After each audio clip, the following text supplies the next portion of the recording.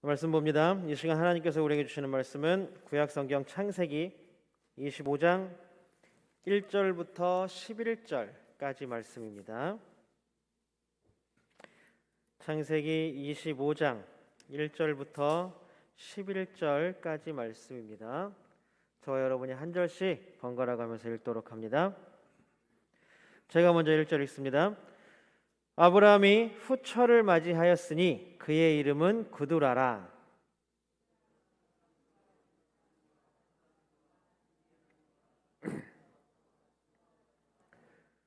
욕사는 스바와 드단을 낳았으며 드단의 자손은 아수르 족속과 루두시 족속과 루음미 족속이며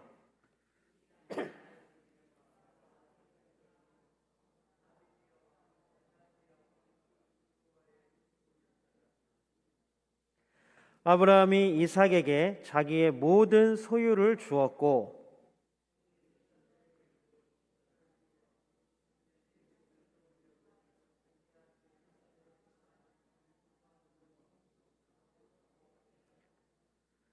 아브라함의 향년이 175세더라.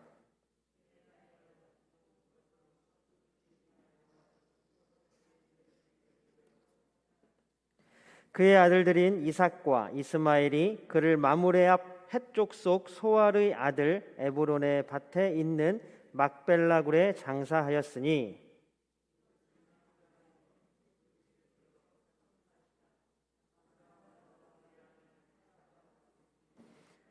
함께 읽습니다. 아브라함이 죽은 후에 하나님이 그의 아들 이삭에게 복을 주셨고 이삭은 부엘라헤로이 근처에 거주하였더라. 아멘.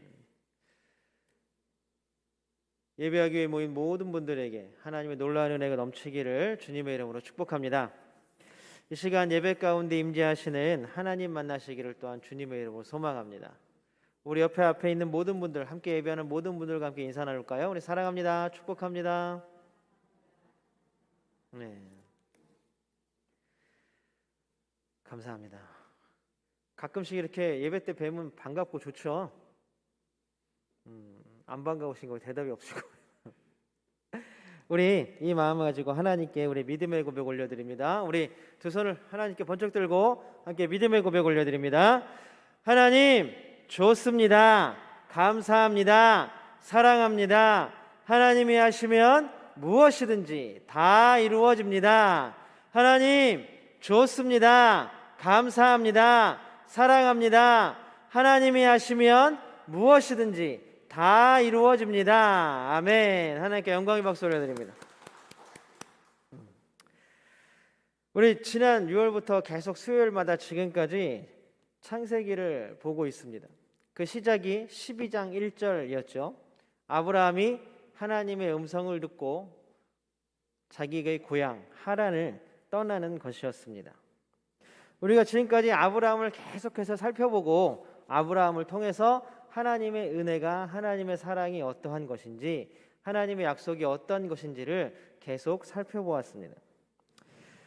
아브라함이 소명을 받았고 아브라함이 하나님의 언약을 믿었고 그리고 또 하나님의 약속 가운데에서 살아왔던 삶입니다.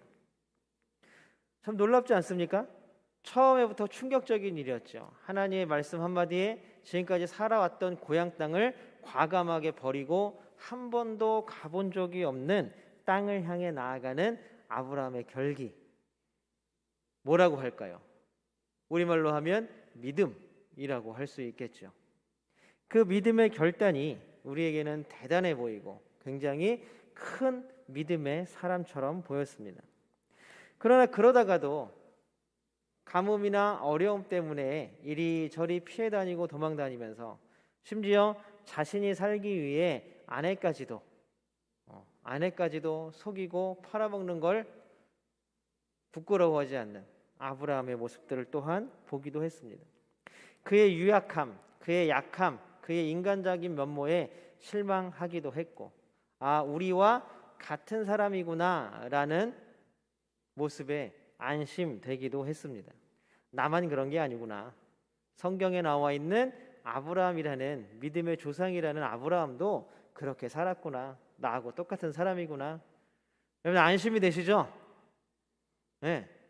완벽한 사람인 줄 알았다는 그런 게 아니라 아브라함도 어떻게 생각하면 지금까지 내가 했던 것보다 더한 짓을 할 뻔했고 하기도 했습니다. 얼마나 또한 하나님의 언약을 믿고 고향을 떠난 그 믿음의 결기를 보였던 아브라함이지만 자손을 주겠다라는 하나님의 약속을 믿지 못해서 하나님 앞에서 그냥 쓴웃음을 지었습니다. 그랬더니 어떻게 됐습니다? 결국 그의 아들의 이름이 웃음이라는 뜻의 이삭이 되어버리고 말았습니다. 친구들이 놀리지 않았을까요? 뜻이 웃음이잖아요. 웃음. 친구들이 놀렸을 수도 있을 것 같아요. 하늘의 별과 같은 자손 가나안 땅을 약속하셨지만 자기 삶 가운데에서 가나안 땅을 통째로 받거나 정말로 강한 나라, 강한 민족을 이루려는 것들은 조그마한 기미도 보이지 않았습니다. 때로는 큰 믿음과 신앙으로 우리를 감동시키기도 했고 우리의 부러움을 사기도 했던 아브라함이었고 때로는 어이없는 실수와 하나님 앞에 불순종으로 야 어쩔 수 없구나 인간은 이라며 우리의 혀를 끌끌 차게도 했던 아브라함. 그의 믿음의 대단함은 자기의 아들 이삭을 하나님께 번제물로 바치려 했을 때 그게 달했었고 그의 믿음의 처절한 실패는 자신의 아내 사라를 바로에게 팔아넘길 때에 믿음이 아주 곤두박질 치기도 했었습니다. 그렇게 롤러코스터 같은 인생을 살던 아브라함이 오늘 우리가 읽은 본문에서 드디어 이 세상을 떠나게 됩니다. 생명을 다하게 되는 것이죠. 8절에 보면 뭐라고 나오냐 하면 그의 나이가 높고 늙어서 기운이 다하여 죽어 자기 열조에게로 돌아갔다라고 표현하고 있습니다.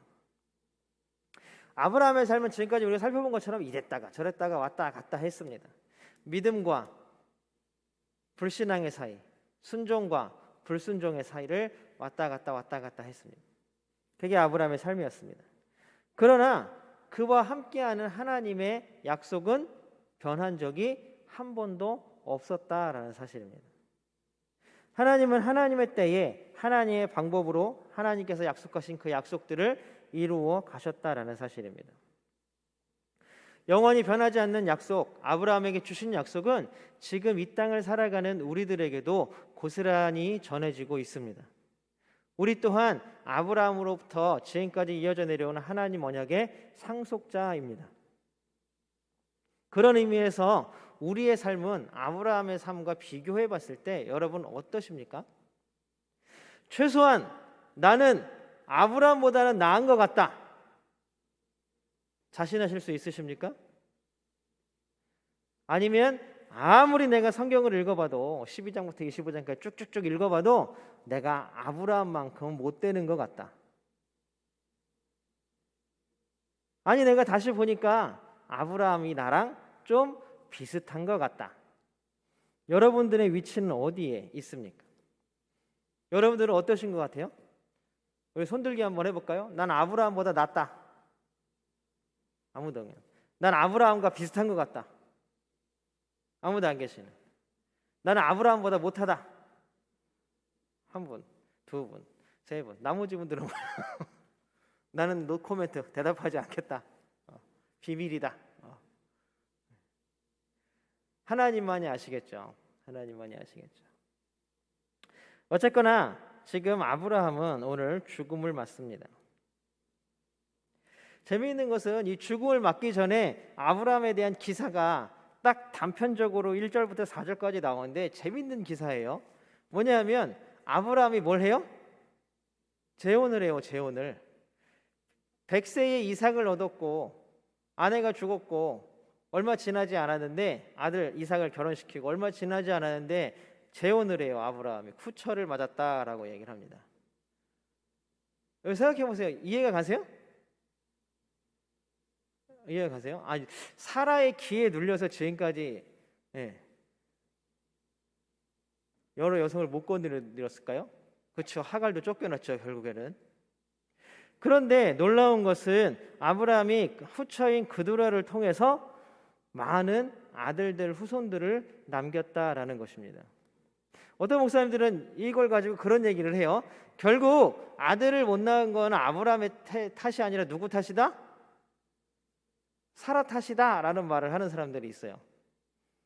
왜냐하면 아브라함은 같이 맞이하는 여성들마다 아들을 낳았잖아요. 하갈에게서 이스마엘을 낳았고, 또 사라가 죽고 오늘 25장 1절에 보니까 그들하고 결혼했는데 너무나 많은 아들을 낳았고, 재미있는 것은 뭐냐 하면 첩들에게서 얻은 아들들이라고 복수형으로 써 있습니다. 히브리어를 보면 한 명이 아니라는 얘기예요. 그들은 한 명이 아니라는 얘기예요. 첩들에게서 얻은 자식들이라고 나옵니다. 히브리어는. 그 결국 아브라함은 많은 자손을 남길 수 있는 능력이 되었지만 사라 때문에 안 됐다라고 말하는 목사님들도 있어요. 여러분들 이해가 가시나요? 이거 안 가야 돼요. 결국 그 모든 것들은 누구의 뜻에 달려 있습니까? 하나님의 뜻에 달려 있었고 하나님의 뜻에 이끌려 왔다는 사실입니다. 여러분들 이 사실을 믿으시기 바랍니다. 결국 지금 이 그두라를 통해서 낳은 25장 3절, 2절, 3절, 4절에 나오는 자손들의 이름들은 어떤 이름들이냐 하면 그 당시에 이스라엘과 함께 주변에 공존했던 다른 민족들, 이방 족속들의 이름들이 그대로 다 들어와 있습니다. 여러분, 이것은 뭐냐면 그 당시에, 그리고 이 아브라함 이 이후에 이스라엘뿐만이 아니라 그 주변의 모든 가나안 땅을 차지하고 있는 이방의 모든 민족들이 다 누구에게서 나왔다? 아브라함에게서 나왔다라는 아브라함 기원서를 얘기를 하고 있는 거예요. 요즘 한복이고 김치고 뭐고 다 중국 기원서를 얘기하는 것처럼 오늘 성경은 그 주변에 있는 모든 이방 민족들이 다 누구에게서 나왔다? 아브라함에게서 나왔다라는 아브라함 기원서를 얘기를 하고 있는 거라고요. 자, 어쨌든 이 아브라함은 죽기 전에 두 가지 조치를 취합니다. 첫 번째는 뭐냐 하면 5절에 보면, 5절입니다. 제가 한번 읽어볼게요. 5절에 보면 아브라함이 이삭에게 자기의 모든 소유를 주었다라고 말합니다. 왜냐하면 하나님께서 이삭을 언약의 상속자로 삼으셨고 아브라함은 거기에 순종했잖아요. 이스마엘도 아니었고 집에서 길리운 자도 아니었고 누구였어요? 상속자는 이미 태어나기 전부터 이삭이었다는 거예요. 이삭이 이삭이라는 이름을 갖기 전부터 하나님은 그 이삭에게 언약의 상속권을 이미 전해줄 생각을, 뜻을 품고 계셨다라는 사실입니다. 이삭이 되기 전부터, 이삭이 생기기 전부터, 사라가 이삭을 임신하기 전부터 하나님께서 아들을, 민족을 아브라함에게 약속하신 때부터 이삭은 하나님 언약의 상속자였습니다. 아브라함이 그 모든 자기의 모든 소유를 이삭에게 주었다라는 것은 그냥 당연히 아들이니까 주었다라는 표현을 넘어서 아브라함이 하나님의 뜻에 순종하였다라는 말입니다. 여러분들, 그리고 그냥 그렇게 한 게 아니라 6절에 보면 뭐라고 표현되어 있냐 하면 6절에 보면 다른 첩들에게서 낳은 자식들, 그러니까 서자들이라 그러죠. 여기 성경에는, 우리 개역개정에는 서자들이라고 표현되어 있는데 세번역에는 뭐라고 표현되어 있냐면 첩들에게서 얻은 자식들이라고 말합니다. 첩들에게서 얻은 자식들에게도 재산을 한 몫씩 떼어서 멀리 이삭에게서 떨어져 살게 해요. 이삭과 붙지 마라, 떨어져 살아라, 떨어져 살아라. 그런데 결국 여기에 몇 가지의 족속들은 평생 이스라엘과 원수가 되어 티격태격하는 민족들이 되고 만다라는 사실입니다. 어쨌든 아브라함은 이 두 가지 조처를 통해서 이삭이 하나님 언약의 상속권을 단단히 할 수 있도록 맡겨줍니다. 첩들에게서 얻은 자식이라도 어쨌든 자식이잖아요. 그리고 하나님께서는 아브라함을 통해서 큰 민족을 이루겠다고 하셨잖아요. 그러니까 하나님은 온전히 아브라함을 통하여서 낳은 모든 자식들에게도 복을 더하시는 것입니다. 그 의미는 뭐냐면 바로 아브라함에게 주셨던 너는 뭐가 될지라? 복의 근원이 될지라. 너는 복의 근원이 될지라. 아브라함을 통해서 나온 자식들이 막 쭈그리고 막 살고 어디로 없어지고 맨날 죽고 이렇게 된다면 세상의 모든 사람들이 볼 때 야, 저 하나님 믿는다 그러더니 저 자녀들은 왜 이렇게 저렇게 되냐? 남아있는 애들이 없대. 저것들은 맨날 싸우고 그냥 지들끼리 지지고 볶고 살아간대 라고 하는 평가가 세상에서 들려온다면 과연 그것이 하나님의 언약을 이루는 것이겠습니까? 그렇지 않죠. 결국에는 하나님께서는 아브라함의 다른 아들들에게까지도 하나님의 언약을, 하나님의 약속을 이루어 주신다라는 사실입니다. 자, 여기서 우리가 알 수 있는 것은 무엇입니까? 하나님은 단순히 자기가 택한 사람들만을 위해서 구원하시고 은혜를 베푸는 분이 아니시다라는 것입니다. 하나님은 온 세상을 창조하신, 온 생명을 구원하신 분이십니다. 하나님이 만약에 이스라엘만 사랑하시고, 아니 그 전에는 아브라함만 사랑하시고 이삭만 사랑하시고 그로 만들어진 이스라엘 족속들만 사랑하셨다면, 유대인들만 사랑하셨다면 이 땅에 예수 그리스도가 오실 필요가 없었다라는 거죠. 하나님은 모든 생명을, 하나님 만드신 모든 세계를, 지금 여기에 앉아있는 우리 모두를 사랑하시는 분인 줄로 믿습니다. 그렇기 때문에 예수님께서, 그리스도께서 우리를 위하여 십자가를 지시고 우리를 구원하셨다라는 것입니다. 그 사랑이 단순히 아브라함을 건너 이삭을 건너 이스라엘에게만 전해진 것이 아니라 지금 이곳에서 하나님께 예배하는 우리에게도 하나님의 그 놀라운 십자가의 사랑, 예수 그리스도의 목숨까지도 내어주신 그 사랑이 우리에게도 있음을 깨달아 하는 귀한 시간 되기를 주님의 이름으로 소망합니다. 이렇게 모든 일을 마치자마자 아브라함은 숨을 거두었습니다. 몇 살을 살았냐 하면 175세를 살았대요. 우리나라 나이로 치면 더 되겠죠? 예, 이게 많으니까 175세를 살았대요. 참 오래 사셨어요. 요즘은 많이 달라진 것 같아요. 저희 할머니가 저 중학교 때 돌아가셨는데 65세셨나 그랬는데, 옛날에는 60세만 넘으시면 진짜 할머니 같았거든요. 저희 할머니도 60세가 넘으셨는데 이게 비녀 꽂으시고 맨날 머리 올리시고 그리고 머리 하얘갖고 다니셨는데, 요즘에는 뭐 60세라 그러면 뭐 지리산도 왔다 갔다 하시는 체력이 있으신. 어쨌든 하나님께서 아브라함에게 삶을 허락하셨고 175세를 살았습니다. 그리고 우리가 지난 시간에 살펴본 것처럼 아브라함은 자기 자신을 나그네였습니다라고 고백합니다. 고향을 떠나서 가나안 땅을 떠돌던 나그네 아브라함이 죽었습니다.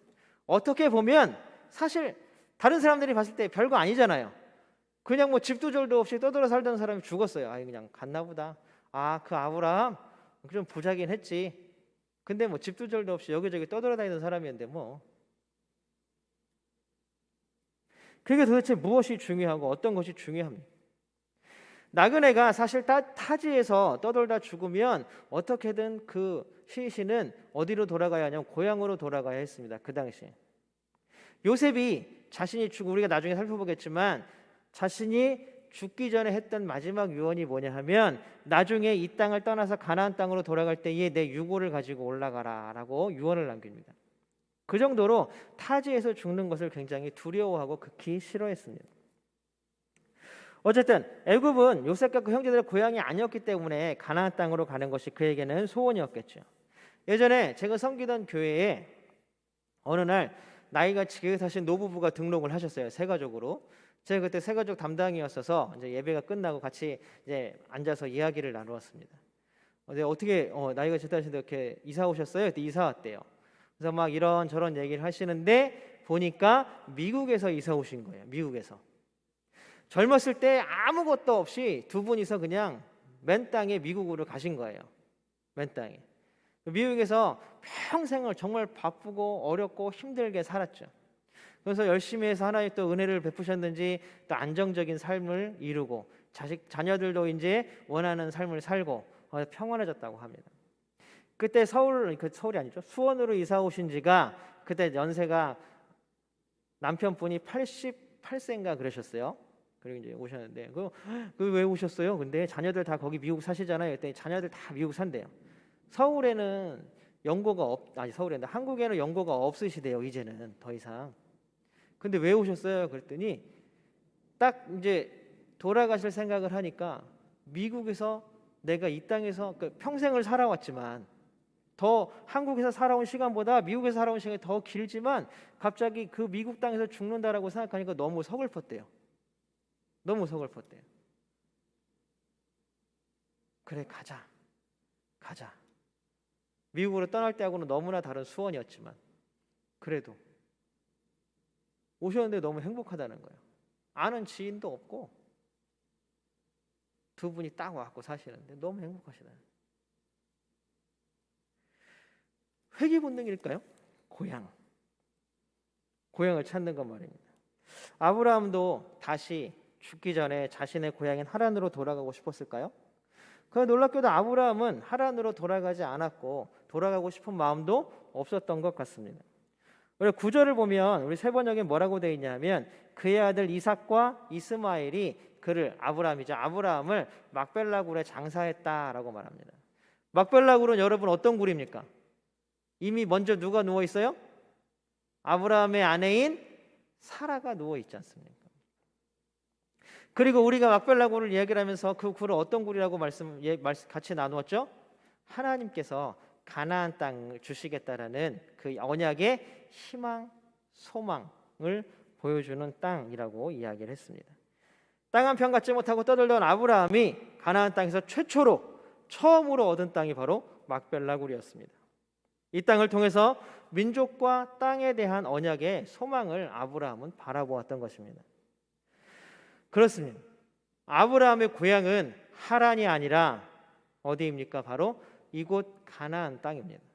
그러면 왜 아브라함에게는 자기가 나서 자란 하란 땅이 아니라 가나안 땅이 아브라함의 고향이 될까요? 이 가나안 땅은 아브라함에게 고통도 주고 고난을 엮여주고 그렇잖아요. 막 이 무물을 파는 대로 다 뺏기고 아내를 빼앗길 뻔도 했고 자기가 죽을 뻔도 했고 전쟁에 시달렸고 자기의 조카를 지금 어떻게 돼서 어디로 갔는지도 모르겠고 롯은 고통과 상처가 큰 땅이었습니다.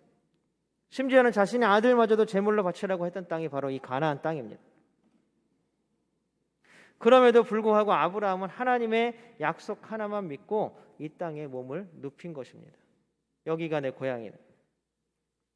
하나님이 약속하시고 함께 하시는 곳이 바로 아브라함의 고향이었다라는 사실입니다. 아브라함과 같이 하나님께서 나를 부르신 곳이 우리의 고향입니다. 과거에 살았던 우리가 고향이라고 말하는 곳은 우리의 기억일 뿐입니다. 그리스도인은 과거에 얽매여 사는 사람이 아니라 항상 과거에서 뛰쳐나와서 미래를 향해 가는 사람입니다. 그것이 바로 그리스도인입니다. 그리스도인은 하나님 나라의 백성들은 오늘 지금 이 시간을 살아가지만 과거의 삶은 이미 벗어버리고 이제는 앞을 향하여서 미래를 향하여서 살아가는 사람들이 바로 그리스도인이라는 것입니다.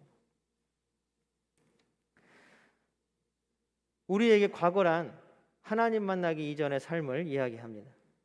그렇기 때문에 우리는 과거에 얽매이거나 과거만을 회상하며 살아갈 수는 없는 것입니다.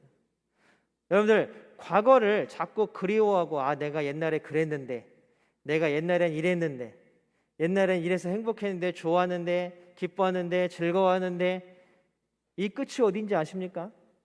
출애굽한 백성들을 한번 살펴보십시오. 하나님께서 그렇게 울부짖고 부르짖는 백성들을 구해주셨잖아요. 그런데 구해주시자마자 광야로 나가자마자 이스라엘 백성들이 하는 얘기가 야 누가 나를 구해달라 그랬냐? 누가 나를 애굽에서 구해달라 그랬냐? 야 애굽에 살 때는 고기도 먹고 애굽에 살 때는 이것도 먹고 저것도 먹고 막 편하게 비바람도 피우고 살았는데 지금 뭐냐? 앞에는 뭐가 보이냐? 하나님이 분명히 약속하셨음에도 불구하고 그들은 야 아무것도 안 보인다 깜깜하다. 하나님의 약속은 있고 그 전에 하나님을 깨닫기 이전의 삶을 그리워하고 고민했다는 것입니다. 결국 그 삶은 어떻게 됐습니까? 매일 하나님의 진노를 받고 하나님께 혼나고 하나님께 매맞고 결국 40년을 광야를 떠도는 삶을 살았습니다. 그렇게 불평과 불만을 하고 과거만을 뒤돌아보던 세대는 결국 가나안 땅에 들어가지 못했습니다. 아브라함도 과거에만 매달려 있으면 힘들고 지칠 때마다 야 하란으로 가자. 거기는 친척도 있고 내가 살던 땅도 있고 내가 살던 집도 있는데 거기가 낫지. 야 내가 무슨 하나님이 괜히 한마디 해가지고 내가 거기 혹해가지고 여기 왔고 무슨 고생이냐. 실제로 리브가를 만나러 갔을 때 종이 봤을 때 그 집은 넉넉한 집이었잖아요. 라반이 살던 집, 부두엘에 살던 집. 그 수많은 낙타들과 종들을 먹이고 재울 맡고 우리 집에는 방이 넉넉하고 먹을 것이 풍족하니 내게로 와서 쉬십시오 라고 라반이 말하지 않습니까?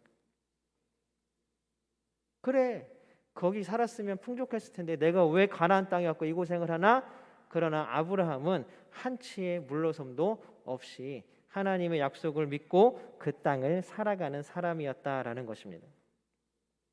아브라함은 단호하게 과거와의 단절을 선택했습니다.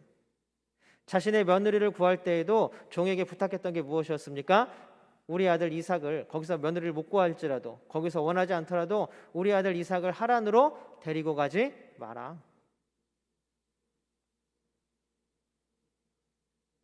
그는 하나님께서 보여주시는 미래, 하나님께서 보여주시는 약속을 가지고 살았던 사람이었습니다.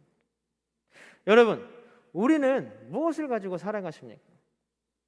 여러분들 이 땅에서 어떠한 것을 살아가고 어떠한 것을 가지고 살아가십니까? 오늘 아브라함의 수많은 아들들이 있었지만 결국 하나님께서 언약의 상대, 언약의 상속자로 삼으신 것은 누구냐 하면 바로 이삭이었습니다. 그러나 그 다른 모든 형제들에게, 다른 이복 형제들에게 그들을 버렸냐? 그렇지 않죠. 그들도 하나님께서 살도록 명령하시고 살도록 복을 주셨습니다. 그리고 그 이삭을 통하여서 그 모든 백성들이 복을 얻도록 아브라함이 복의 근원이 되었던 것처럼 이삭을 복의 근원으로 삼아 주셨습니다. 그리고 이제 하나님의 약속, 하나님의 언약이 이루어지는 그 길을, 아브라함이 가던 그 길을 누가 이어서 갑니까? 이삭이 이어서 갑니다. 여러분, 아까 제가 처음에 말씀드렸던 거 기억나십니까? 하나님께서 아브라함에게 주셨던 약속은 지금 누구에게 와 있습니까? 우리에게 와 있습니다. 아유, 나는 이제 나이 들어서, 나는 이제 할 만큼 다 해서, 나는 이제 뭐 더 이상 할 것도 없고. 아브라함이 몇 세에게 하나님께로 갔습니까? 175세에 갔어요. 175세. 그런데 놀라운 것은 이제 아브라함이 죽었잖아요. 그렇죠? 그리고 이삭이 죽잖아요. 그리고 야곱이 나오잖아요.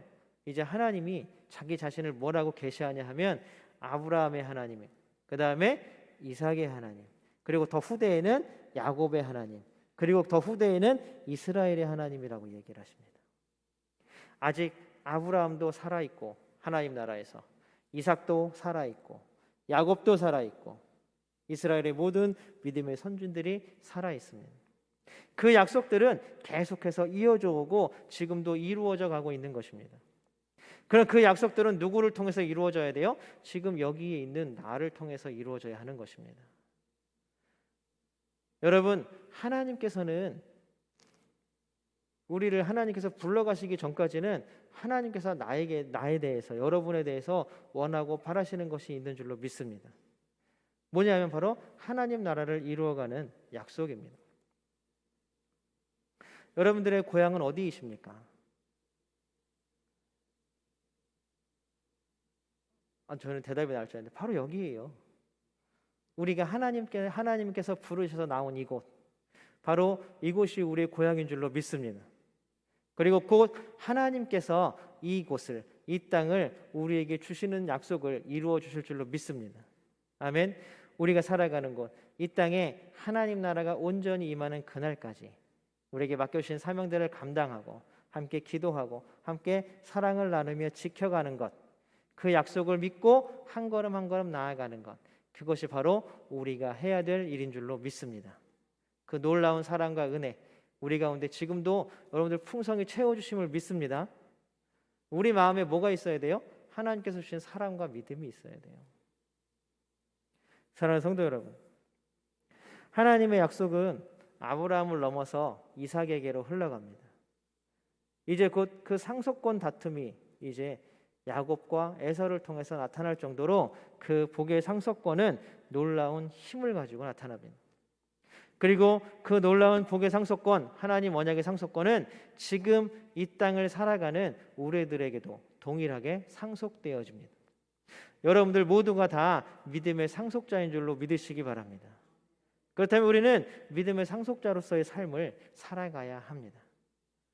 믿음을 가지고 하나님 나라가 이 땅에 온전히 임함을 믿고 하나님 나라의 백성으로서 오늘 하루, 이번 한 주 우리에게 주어진 모든 시간들을 살아가는 우리 모든 성도님 되시기를 주님의 이름으로 소망합니다. 함께 기도하겠습니다.